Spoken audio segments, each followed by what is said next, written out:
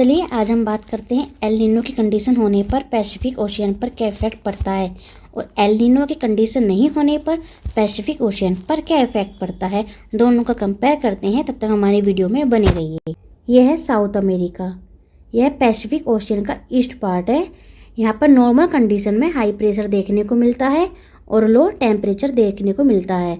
ये normal condition में होता है जब एल नीनो का कंडीशन नहीं होता।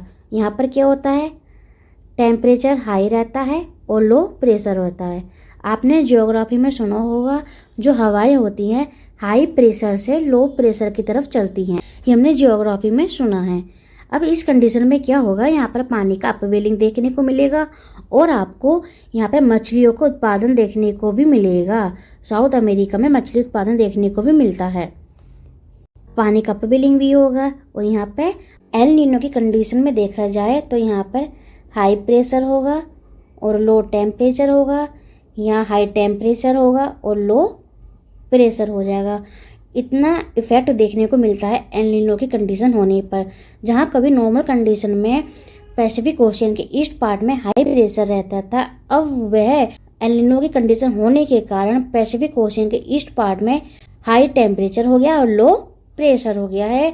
यहाँ पर क्या होगा, जो हवाएं होंगी, हवाएं क्या करती हैं, गर्म पानी को अपने साथ ले जाती हैं। ठीक है, अभी जो हवाएं होंगी, गर्म पानी जो होगा अब इस कंडीशन में आ जाएगा, तो यहाँ पर प्रशांत महासागर का पानी का टेम्परेचर बढ़ जाएगा, तो यहाँ पर अपवेलिंग भी नहीं होगी और ना ही कृषि। ऐसी कंडीशन में अब क्या होगा बताते हैं।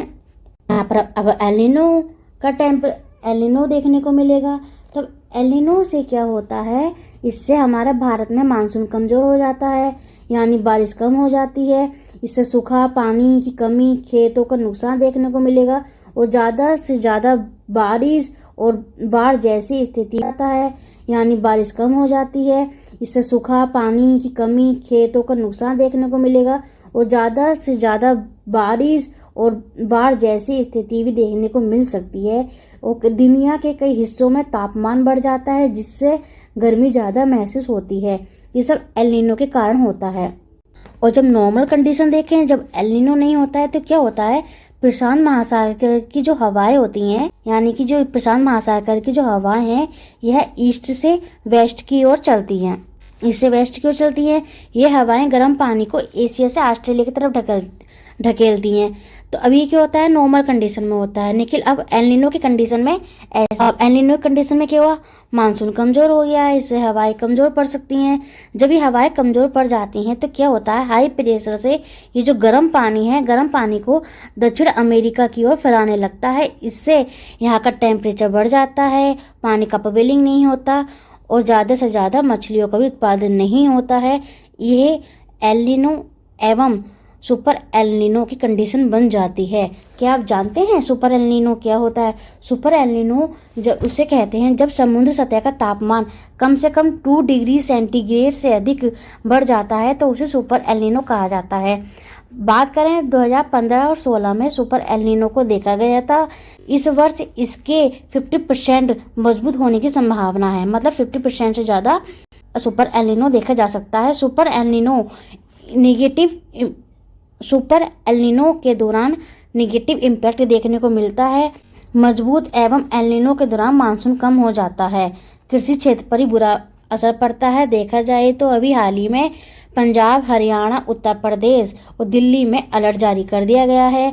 यहाँ पर सुपर एल नीनो देखे जाने की संभावना है। देखा जाए तो सुपर एल नीनो को 2015 एंड 2016 को देखा गया था। अब यही सुपर एल नीनो 2026 देखने को मिल रहा है। यह एक बहुत बड़ी चेतावनी वाली बात है, जिससे कई जगह अलर्ट कर दिया गया है। देखा जाए तो यह हर साल 2 से 7 साल में एक बार आ ही जाता है। कुछ महीनों से लेकर 1-2 साल तक रह भी सकता है। एल नीनो के दौरान दक्षिण पूर्व एशिया, ऑस्ट्रेलिया और मध्य अफ्रीका में सूखा देखने को मिलेगा। हीट वेव, बाढ़, सूखा देखने को भी मिल जाएगा, जिससे भारत का मानसून कमज़ोर हो जाएगा। तो ये सब कंडीशन में हमें ये सब देखने को मिलेगा। बात किया जाए तो सुपर एल नीनो के अकॉर्डिंग चरम लेवल में जा सकता है। अगर आपको मेरी वीडियो पसंद आई है तो मेरी वीडियो को लाइक करना एंड शेयर करना।